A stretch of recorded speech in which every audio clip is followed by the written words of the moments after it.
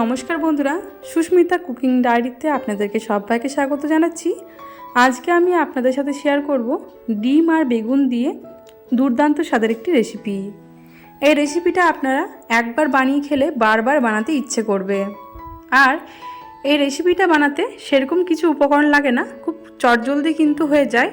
রুটি, লুচি, পরোটা, ভাতের সাথে কিন্তু এটা আপনারা খেতে পারেন। তাহলে চলুন আর দেরি না করে রেসিপিটি শুরু করা যাক। ডিম আর বেগুনের এই রেসিপিটা তৈরি করতে প্রথমেই আমি এখানে দুটো মিডিয়াম সাইজের বেগুন নিয়েছি। বেগুনগুলোকে ভালো করে ধুয়ে এরপর বেগুনগুলোকে আমি কেটে নেব। বন্ধুরা, আপনারা যদি এখনও পর্যন্ত আমার চ্যানেলটি সাবস্ক্রাইব না করে থাকেন তাহলে এরকম নিত্য নতুন ভিডিও পাওয়ার জন্য আমার চ্যানেলটি সাবস্ক্রাইব করে রাখবেন। সমস্ত বেগুনগুলো কিন্তু আমার কাটা হয়ে গেছে। আমি দেখে নিশ্চয়ই বুঝতেই পারছেন যে আমি কেমন করে কেটেছি। এগুলো কাটা হয়ে গেলে কিন্তু সঙ্গে সঙ্গে জলের মধ্যে দিয়ে ভালো করে ধুয়ে নিতে হবে, না হলে বেগুনগুলো কিন্তু কালো হয়ে যেতে পারে। এরপর ভালো করে হাত দিয়ে জলটাকে ঝরিয়ে আমি একটা পাত্রের মধ্যে তুলে রেখে দিচ্ছি। সব বেগুনগুলো আমি তুলে নিয়েছি। এদিকে গ্যাসের উপর একটা কড়াই চাপিয়ে দিয়েছি। কড়াইয়ের মধ্যে দিয়ে দিলাম আমি 2 টেবিল স্পুনের মতো সরষের তেল, সামান্য পরিমাণে হলুদ গুঁড়ো আর হাফ টিস্পুনের মতো লবণ দিলাম। তারপরে তেলের মধ্যে দিয়ে দেবো আমি ধুয়ে রাখা বেগুনগুলো দিয়ে দেওয়ার পর খুব ভালোভাবে নাড়াচাড়া করে আমি বেগুনগুলোকে ভেজে নেব। আর গ্যাসের ফ্লেমটা কিন্তু এখন মিডিয়াম টু হাইতে রাখতে হবে। খুব বেশি আঁচ দিয়ে যদি বেগুনটা ভাজা হয় তাহলে কিন্তু বেগুনটা ভালো করে ভাজা হবে না। সেক্ষেত্রে গ্যাসের ফ্লেমটা কিন্তু একটুখানি কমিয়ে দিতে হবে। 2 মিনিট পর আমি ফিরে এলাম। বেগুনটা কিন্তু আরেকটু ভাজা হবে, সেজন্য আমি আরও 2 মিনিটের মতো ভেজে নেব। সম্পূর্ণ বেগুনটা কিন্তু আমাদের খুব ভালোভাবে ভাজা হয়ে গেছে। এরপর আমি একটা পাত্রের মধ্যে বেগুনটাকে তুলে রেখে দিচ্ছি। সব বেগুনগুলো আমি তুলে নিয়েছি।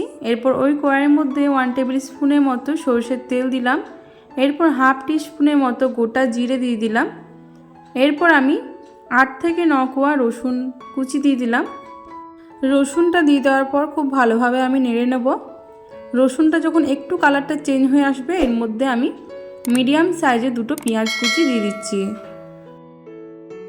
পেঁয়াজ কুচিটা দিয়ে দেওয়ার পর খুব ভালোভাবে আমাদেরকে এটা নেড়ে নিতে হবে।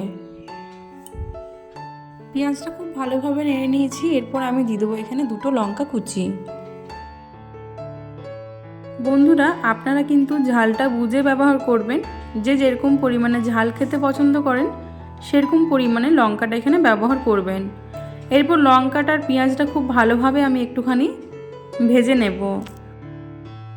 পেঁয়াজের কালারটা একটু চেঞ্জ হয়ে এসেছে। এরপর আমি এর মধ্যে দিয়ে দিলাম সামান্য পরিমাণে জল, যাতে মশলাগুলো না পুড়ে যায়। এরপর সামান্য পরিমাণ আমি হলুদ গুঁড়ো দিলাম। এরপর আমি দিয়ে দিচ্ছি এখানে হাফ টিস্পুনের মতো ধনে গুঁড়ো আর সামান্য পরিমাণে এখানে জিরে গুঁড়ো দিলাম আর সামান্য পরিমাণে দিয়ে দিলাম লঙ্কার গুঁড়ো। এরপর সমস্ত মশলাগুলো দিয়ে দেওয়ার পর খুব ভালোভাবে আমাদেরকে এটা ভেজে নিতে হবে। মশলা থেকে যখনই তেল ছেড়ে আসবে এর মধ্যে আমি দিয়ে দেবো একটা মিডিয়াম সাইজের টমেটো কুচি। টমেটোটা দিয়ে দেওয়ার পর সামান্য পরিমাণে আমি এখানে লবণ দিলাম, যাতে করে টমেটোটা খুব ভালোভাবে গলে যায়।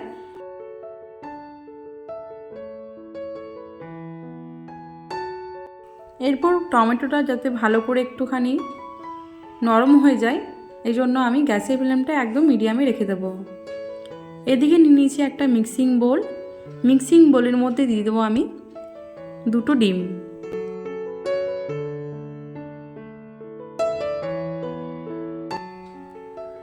দুটো ডিম আমি ফাটিয়ে নিয়েছি বোলের মধ্যে।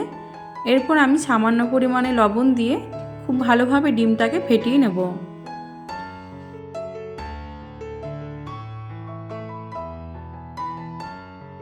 বন্ধুরা, ডিমটা কিন্তু আমাদের খুব ভালোভাবে ফেটানো হয়ে গেছে। এরপর আমি টমেটোটাও কিন্তু আমাদের এদিকে খুব ভালোভাবে গলে গেছে।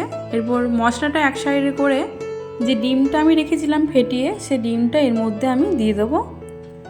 ডিমটা দিয়ে দেওয়ার পর কিন্তু ডিমটাকে আমাদের ভুজিয়া তৈরি করে নিতে হবে।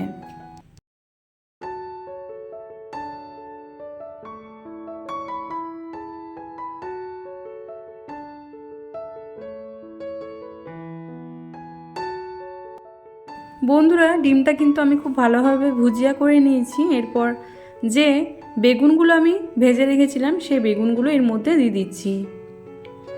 বেগুনগুলো দিয়ে দেওয়ার পর খুব ভালোভাবে আমি নাড়াচাড়া করে নিচ্ছি।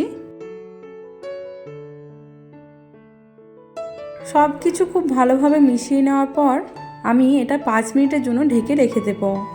5 মিনিট পর বন্ধুরা আমি ফিরে আসছি। বন্ধুরা, আমি 5 মিনিট পর ফিরে এলাম। এখন কিন্তু খুব ভালোভাবে এটা আমাদের নরম হয়ে গেছে সব কিছু। এরপর আমি দিয়ে দেবো এখানে ধনেপাতা কুচি। আর একটা মশলা যেটা দেবো সেটা হচ্ছে শাহি গরম মশলা। বন্ধুরা, তাহলে দেখে নিলেন তো যে ডিম আর বেগুন দিয়ে এত সুন্দর একটি রেসিপি তৈরি করা যায়। আপনারা কিন্তু অবশ্যই বাড়িতে এটা ট্রাই করবেন। আর আমি কথা দিচ্ছি যে একবার বানিয়ে খাওয়ার পর কিন্তু এটা মন ভরবে না, বারবার বানাতে ইচ্ছে করবে। তাহলে বন্ধুরা, আজকের রেসিপিটা যদি ভালো লাগে অবশ্যই একটা লাইক করে দেবেন আর কমেন্টের মাধ্যমে জানাবেন যে আপনাদের কেমন লাগলো। আর অনেক অনেক শেয়ার করে দেবেন। আর আমার চ্যানেলটি সাবস্ক্রাইব করতে কিন্তু ভুলবেন না। তাহলে বন্ধুরা, আজ আসি। দেখা হবে অন্য কোনো দিন অন্য কোনো রেসিপির সাথে। সুস্থ থাকবেন, ভালো থাকবেন। ধন্যবাদ।